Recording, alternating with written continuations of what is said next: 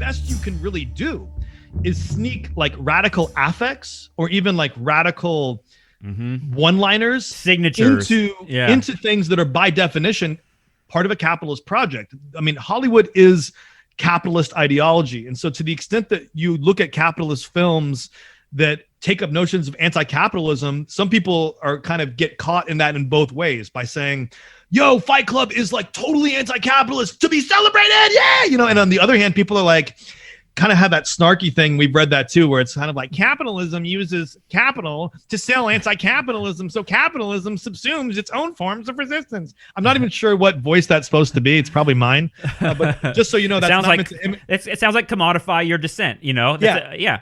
And so that's in some ways where we've gone with Killing Them Softly is Tyler Durden grew up and became a gangster. Right. He brought down the credit buildings, but actually the thing about Fight Club and the thing about Killing Them Softly is, and this is the schizophrenia of liberalism and possibly the schizophrenia of Brad Pitt, the quote unquote person for real. If you look at his work in New Orleans, his association with the Clinton Foundation, his association with Bono, you know, he's up there with all the do-gooder liberalisms of the last 20 years.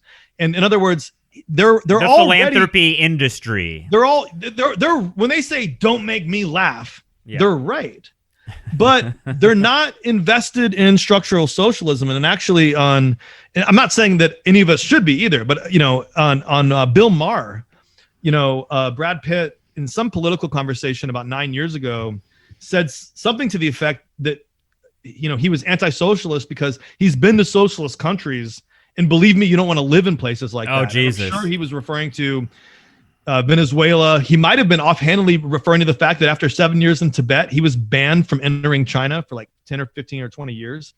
He only got allowed to re-enter China after some film that like a Chinese company invested some of the money into one of his movies. And it was only because of that the Chinese Communist Party softened a little bit. But the point that I'm making is that sort of ultra violent, rugged masculinity of liberalism, not just fascism, not just, you know, left Leninism. This thing that he's inhabiting is present in Killing Them Softly because the film is able to offer, just like Fight Club, you know, not a thorough critique, a kind of limited but very potent critique of the way the economy actually works and the sort of structural violence that undergirds even what they assume to be is like the soft corporate capitalism of the film.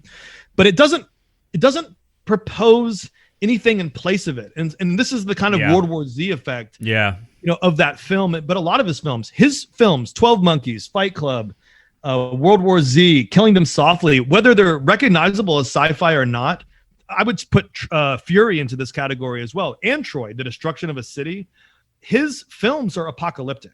His films fit the theme of this show because almost all of the stories are saying history's not done with you. And almost all of his stories are saying you are a person who is surrounded by different forms of collapse.